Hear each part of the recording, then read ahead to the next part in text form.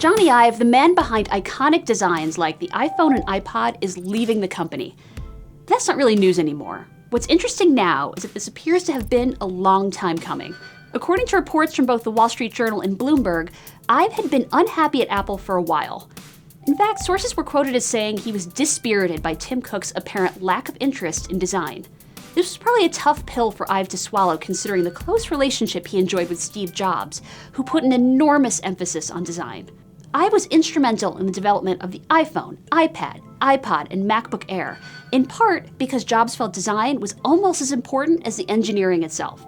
It appears things really started to fall apart after the launch of the Apple Watch, which oddly is around the time Ive was promoted to Chief Design Officer. Apparently, he was at odds with the rest of the executives at Apple around how to market the watch. He saw it as a fashion accessory, while Cook and others positioned it as a complement to the iPhone. Whether Ive was right or not about how to position it, we can't know. But we do know that initial sales of the Apple Watch were just a fraction of what was expected, and that, quote, thousands of the $17,000 gold model went unsold. This apparently led him to disengage and start showing up to the office less and less, which put some serious strain on the product development process. That's at least partially reflected in some of his recent designs, which have not fared quite as well.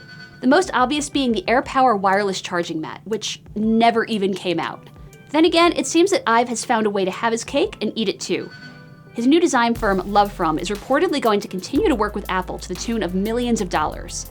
So he could work on only the stuff he's passionate about without having to deal with internal politics.